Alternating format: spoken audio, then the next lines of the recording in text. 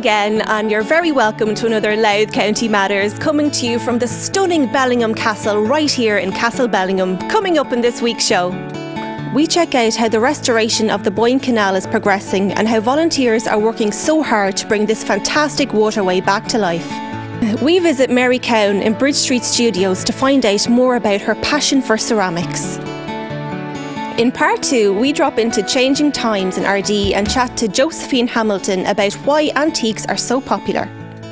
And finally, we meet spirit medium Fiona Dennis to chat about her unusual talent and to find out all about her book, This Is Not Goodbye. So first up, Charlene went along to check out the Boyne Restoration Project just outside Drogheda.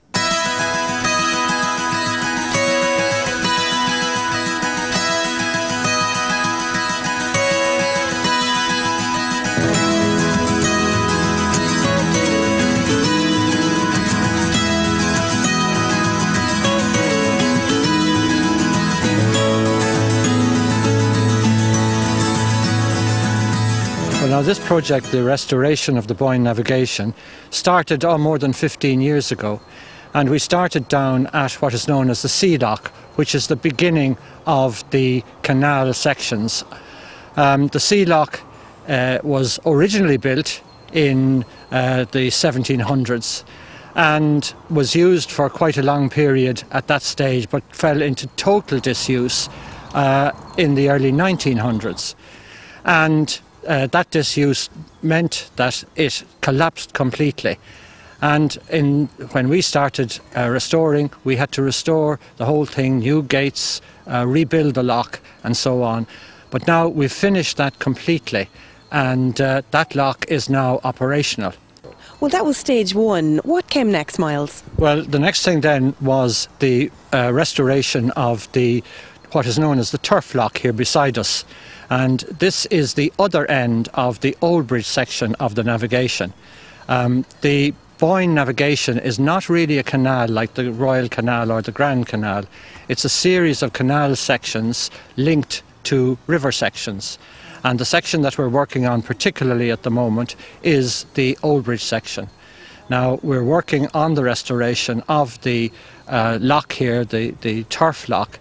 And once we get the wall, which has been built across here in the 1930s to protect the old lock.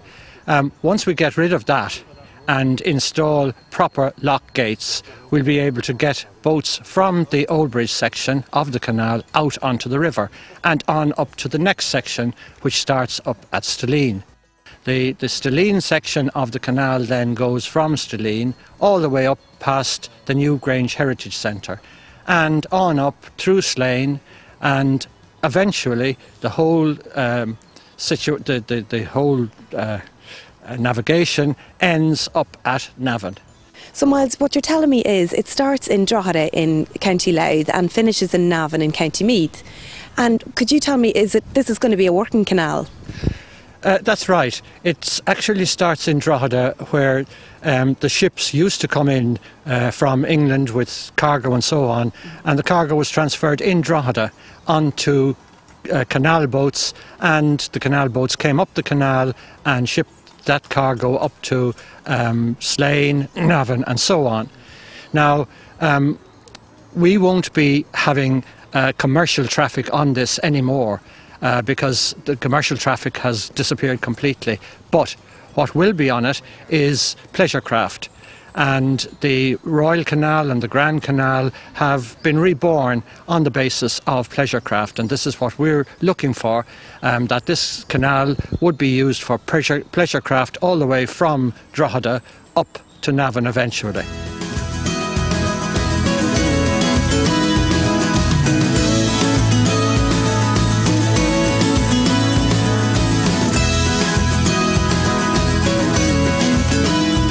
Tell me, how do you get volunteers involved? Yeah.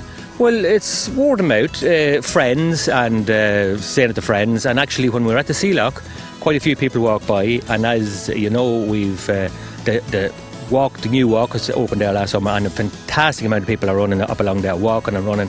and it's surprising the number of people now that have signed on and said they're going to join us here. But we have a guy here on we've a webman here, Fikra, and Fikra looks after. He puts plenty of stuff up on the web, and he's always looking for volunteers, and we. Here now, who are walking now, it'll be the very same. We'll have a lot of passing people walking, and Fikra has a table here and he hands out leaflets, and he's a good guy for getting in people. And we have another lad that organises events, and he is fantastic now, Stephen. And there was a last summer now they had an event down at the tall ships came into Drogheda, and they had a stand below, and there were quite a few volunteers signed up on the day. We have got some since, and hopefully now we could do it more. We have, as I said, about 10 or 12 on average, and as many people as we can get, we need. So volunteers out there, sign up and give us some help.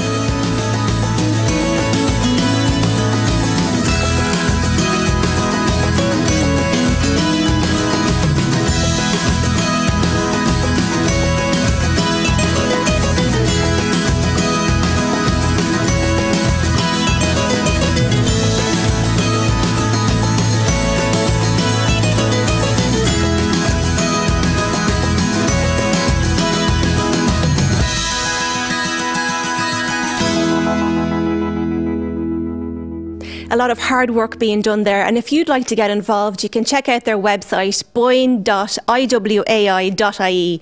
So next up, we go along to Bridge Street Studios in Dundalk to talk to ceramicist Mary Cowan.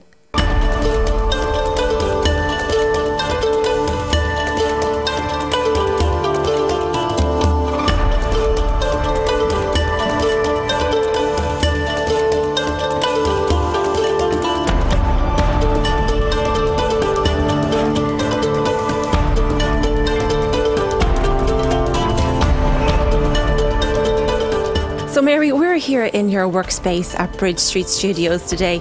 Can you tell us a little bit about your work as a ceramicist? Yeah, sure. Hi, Sally. Thanks for coming. I work. A ceramicist works with clay, so I hand build. I don't throw. People a lot of times think about pottery as on a wheel and you're throwing, but I don't. I hand build, so I either coil or use moulds or slab build, so it's just really hand building techniques. I'm particularly interested in the clay, and I don't use a lot of glazes in my work. I kind of texturise the clay, and then I would stain it with underglazes and oxides just to kind of draw out the texture really that's in the clay. And Mary, what kind of items or things do you make? Well, I kind of make, I suppose I have two layers to my practice. I have, I like making sculptures, and I would put them in for exhibitions. But that's, it doesn't make a lot of money, so I've started now to kind of make a product range, and it's influenced by nature and by mostly birds, owls, that kind of thing. But it's kind of similar in that I don't use a lot of glazes in that either, and I still kind of think about the texture of the pieces. Still very interested in that. And what's the inspiration behind a piece that you make? I guess I would look at a lot of images first. I would kind of research visually, and I don't keep notebooks as such, but I would put stuff up on my workspace here, images that I find interesting, and I find that kind of, and even objects that I find interesting, I'll kind of place them around. I go for walks with the dog, and I pick up things all the time. And I'll just place them around so that I'm constantly kind of looking at them and you know, being in their presence, and then eventually that kind of distills into the work. I think I'll just start, just like being able to create something new, something that has never really existed before, and just getting lost in the process. Well, thanks a million for having us here today, Mary. We really enjoyed having a look at your work and how it's all done, and the very best of luck with everything in the future.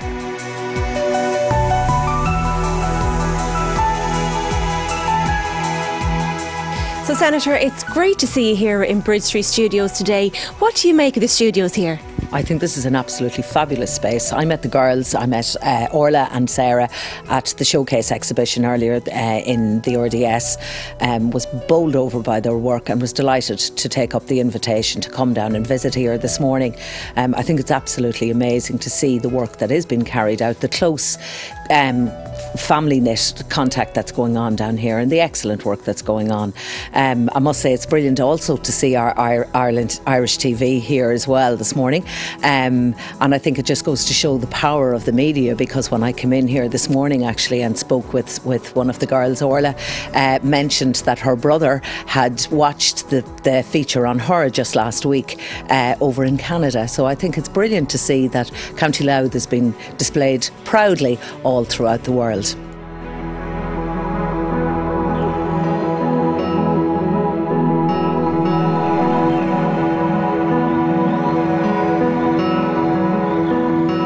Best of luck with your beautiful pieces there, Mary. And what a true testament from Senator Mary Moran that Irish TV is all about bringing local stories to a global audience. We'll see you in part 2.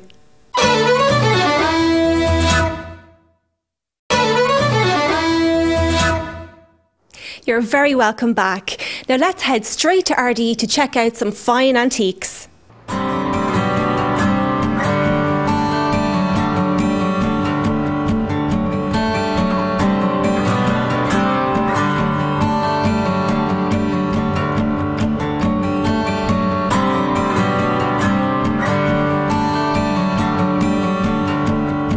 Josephine, we're here surrounded by your absolutely stunning antique pieces.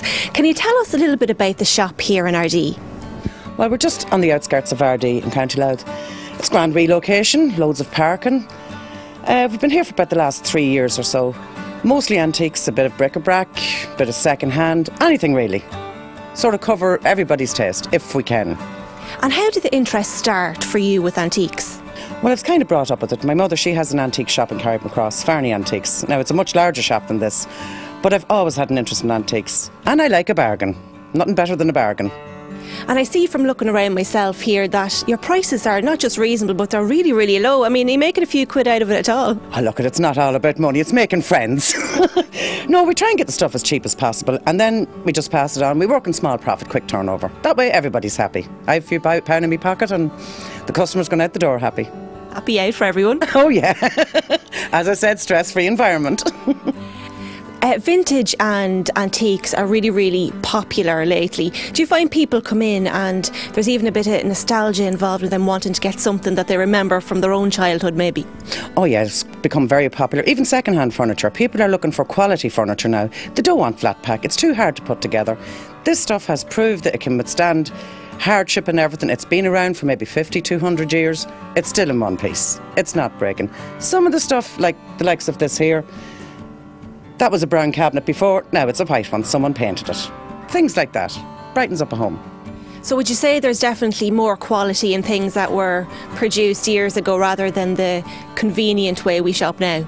Oh, definitely. When you think of a craftsman sitting down, cutting out a piece of wood, getting it together, no glue involved, screws, whatever, dovetail joints.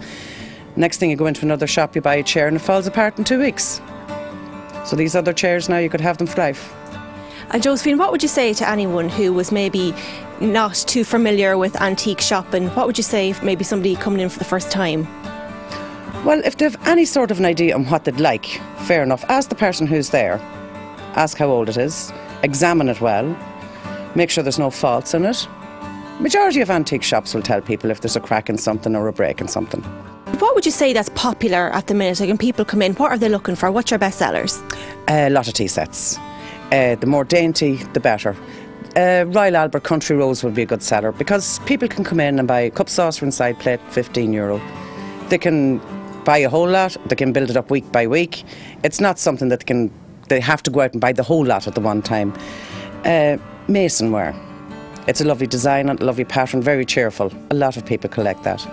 People are collecting now, say, vintage stuff, because if they go to sell it in a few years' time, they still get their money back. Whereas if they go into a normal big store and they buy a tea set, it will only be worth 1/10 or 1/5 of the price if they wanted to resell it. It has really no second-hand value. And there must be a lot of time and effort for you to actually source all of these pieces. Oh yeah. Auctions all over the country, people phoning us to come if they're moving home. Sometimes now it can be very sporty. You meet a lot of people. You make friends with a lot of people you never would have met in any other job or any other walk of life. And with some good characters coming in through that door. I bet you do. Well, Josephine, thanks so much for having us here today. We were delighted looking around at all your beautiful pieces. So the very best of luck with the shop. Oh, thanks very much. Feel free now to walk around and have a wee look. I have a little shopping bag there for you can fill. Right. Is it free? Not at all. I told you it was about making friends, not money, but not that much.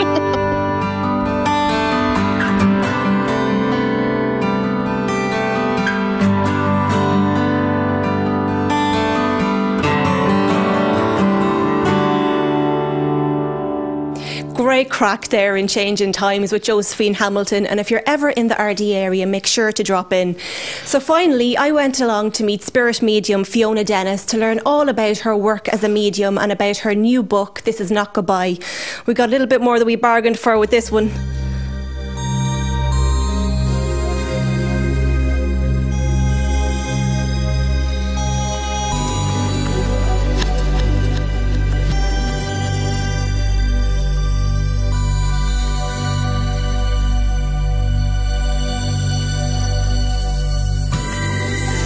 So Fiona, when I heard I was coming to meet you today, I was so excited because I'm really fascinated to know more about what you do. So can you give us a little insight into your work as a medium? As a medium, I connect to spirit in the spirit world. Anyone who's passed over, people come to see me and we sit and we connect with spirit the same way we're sitting here today.